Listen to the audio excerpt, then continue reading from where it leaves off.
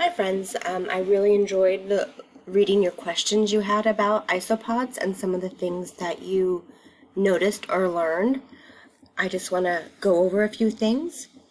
Remember the structures, there are 7 pairs of legs, and if we look over here, we see 1, 2, 3, 4, 5, 6, and I'm wondering if the 7 is back here or up here, because we're going to 1, 2, 3, 4, 5, 6, so I'm guessing maybe they have smaller pair back here or up front. And this is the pill bug. This is the one that if it's frightened or if thinks it's in danger, it's going to roll into a ball. We notice that this one has more of a dome shape. So that's more of a dome shape here. The antennae are short, and when it's in danger, it rolls into a ball. The legs, the only function is walking. And this one was interesting, is gills.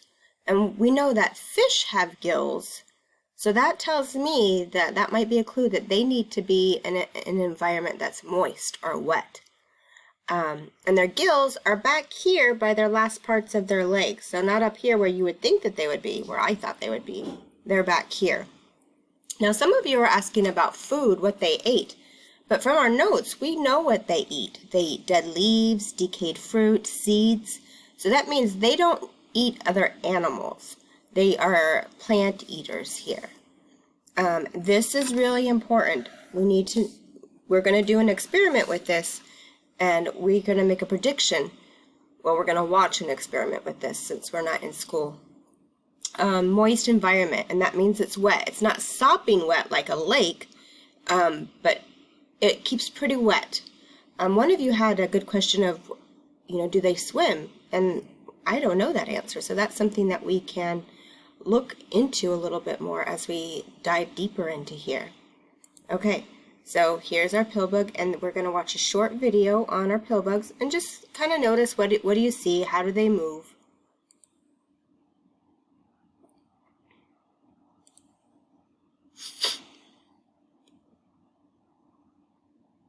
I'm trying to see if we can see all those legs. It looks like the 2 legs that we couldn't see were in front, not in back.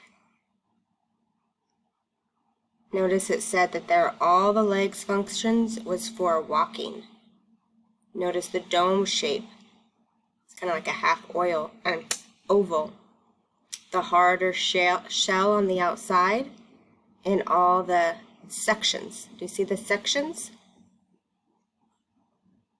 And there's one that's frightened. It's rolled itself into a ball. I think one of you asked, like, what eats them? Uh-oh, somebody's hand. Oh, he's walking pretty fast, isn't he? Remember, the sow bug, the one we're going to watch next, is faster because it needs to get away. So it still moves pretty fast, but when it comes to danger, they are going to roll into a ball.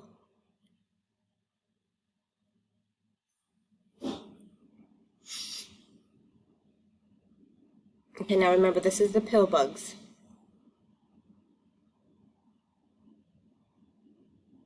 And you see how the antennae move? Okay, so some of the interesting facts, they're not an insect. Insects only have 3 pairs of legs, and I didn't know that. They're in the crustacean family. Most of the crustaceans live in water, but isopods live on land, but they still have gills. They still have gills. Alright, now let's look at our sow bug. So this is a sow bug. You notice it's flatter. It still has the 7 pairs of legs, but the antenna is a little bit longer. It looks flatter definitely around the outside. Do you see that? How it has that flat part right here? And how long the antennae are?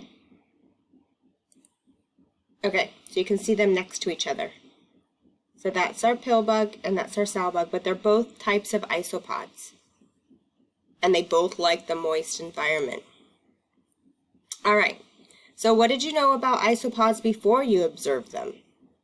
Maybe tell your parents. What did you know about them, if anything?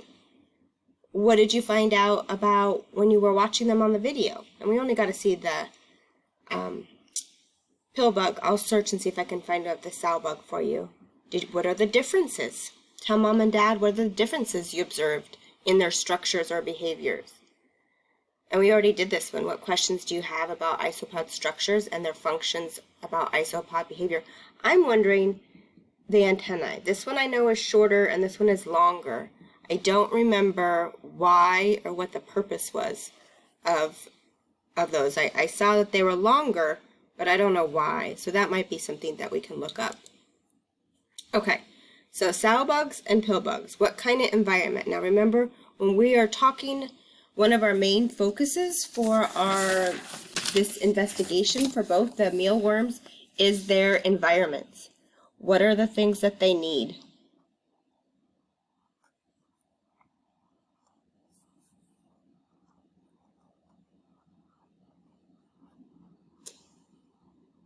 Where do they live best? Because remember when we talked about our mealworms back here, is that let's go back. So our environment, they need air, food, water, space for shelter, a home.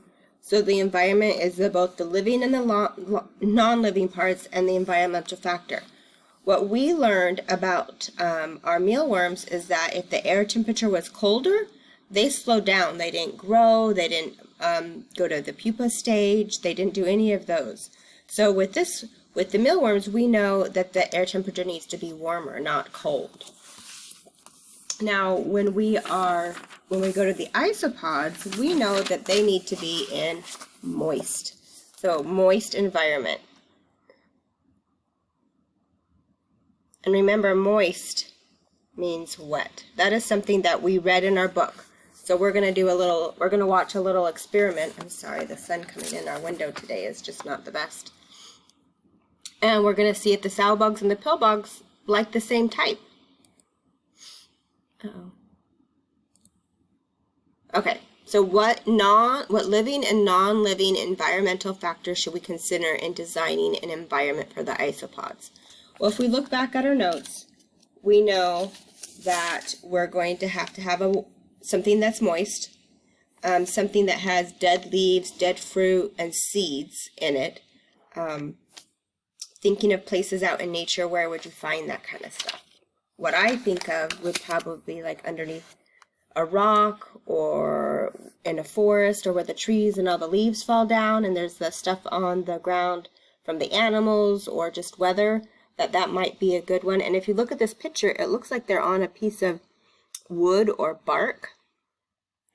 It looks like these are the sow bugs, maybe a combination of both. So we need to make sure that there is something that has their food, which is the dead leaves, seeds, and fruit. Now it didn't say fruit, it said decayed, so that means kind of rotting.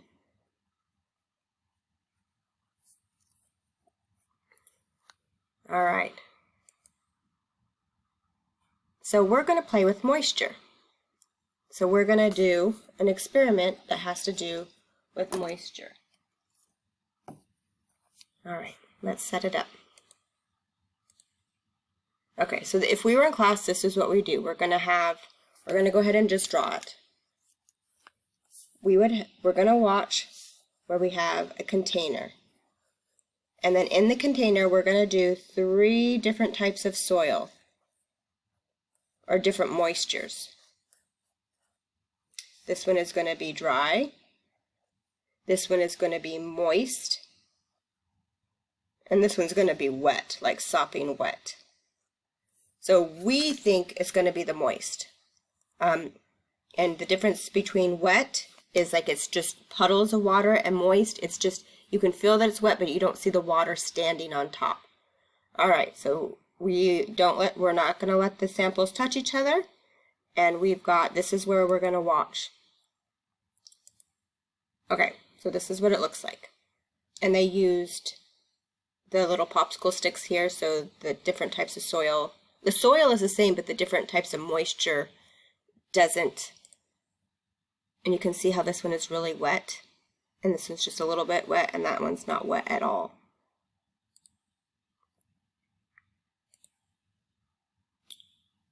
All right. Are you ready to watch? And then I want you to write your observations here.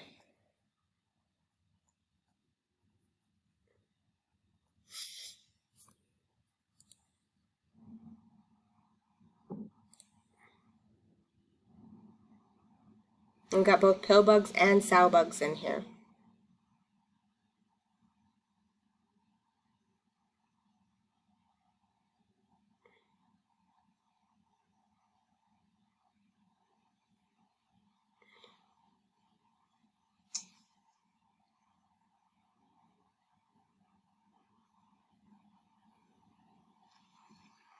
It looks like this is the dry, this is the moist, and we can't really see the wet one right yet.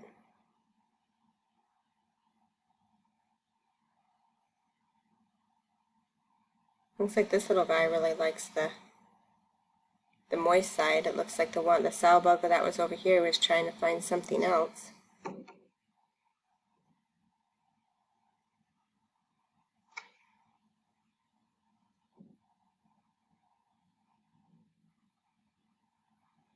Oh, look.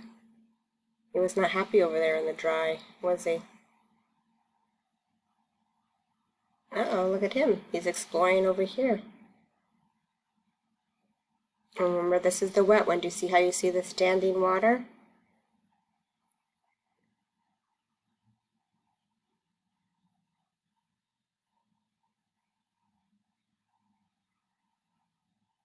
I wonder if he's going to stay over here, if he's going to come back over here to the moist one.